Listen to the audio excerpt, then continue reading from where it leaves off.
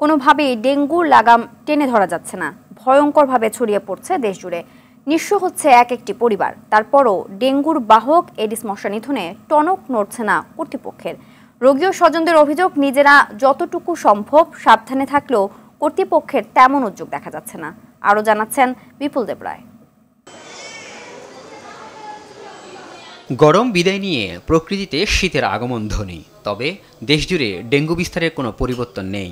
দিন দিন যেন বাড়ছেই। প্রতিদিন শত শত রোগী আক্রান্ত হয়ে ভর্তি হচ্ছেন হাসপাতালে। ঢাকা শিশু হাসপাতালের শয্যাগুলো কানায় কানায় পূর্ণ।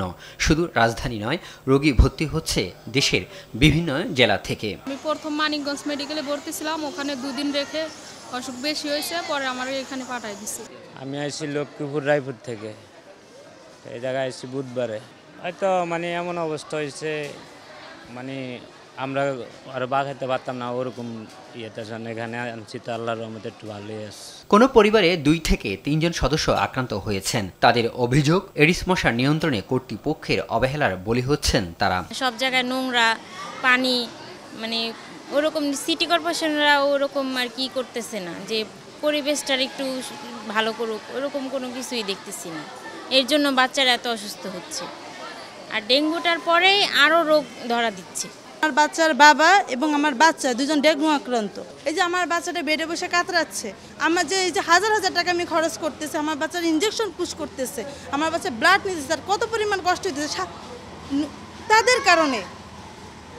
আমরা সচেতন থেকেও পারতেছি না। ঢাকা উত্তর সিটি কর্পোরেশন প্রচুর ডেঙ্গু আক্রান্ত। এখানে মূল কারণ হচ্ছিল আমি যেখানে থাকি সেখানে ওই যে সিটি কর্পোরেশন লোকজন মলে নিচ্ছে না এবং খুব অপরিষ্কার। বিশেষজ্ঞ চিকিৎসকরা জানান, তাপমাত্রা কমলেও মাঝে মাঝে বৃষ্টি আর বিভিন্ন জায়গায় পানি জমে থাকার কারণে এডিস মশার বংশ বিস্তার চলছেই। ফলে বাড়ছে ডেঙ্গুর প্রকোপ। 26 তারিখে আমাদের ভর্তি ছিল 36টা ডেঙ্গু রোগী, কিন্তু আজকে এখন ভর্তি আছে 44টা ডেঙ্গু রোগী, একটু বেশির দিকে টান। আর তখন ছিল প্রায় 443টা রোগী এই সিজনে ডেঙ্গু ভর্তি হয়েছে, এখন সেটা গিয়ে পৌঁছেছে প্রায় 600-র কাছাকাছি। আর বৃষ্টি একদম হচ্ছে না, কথাটা সঠিক নয়। মাঝে মাঝেই দেখবেন রাতের বেলায় এখন বৃষ্টিটা বেশি হয়, যে কারণে আমরা হয়তো ফেস করি না। পরিবারকে নিরাপদ রাখতে নিজ উদ্যোগে বাড়ি ও আশপাশে জমে থাকা পানি নিয়মিত পরিষ্কারের পরামর্শ দিচ্ছেন চিকিৎসকরা। শীতের মৌসুমে কিন্তু মানুষের বাগান করার প্রবণতা অনেক বেড়ে যায়, বিশেষ করে বিভিন্ন খোলা জায়গা বা যারা ফ্ল্যাটে থাকে তাদের বারান্দায় টবের মধ্যে পরিষ্কার পানিতেই আপনারা জানেন ডেঙ্গুর একটা আধিক্য থাকে। তো ওই জায়গাতে হয়তো আমাদেরকে আরও সচেতন হতে হবে। বিপুল দেবরায়, RTV, ঢাকা।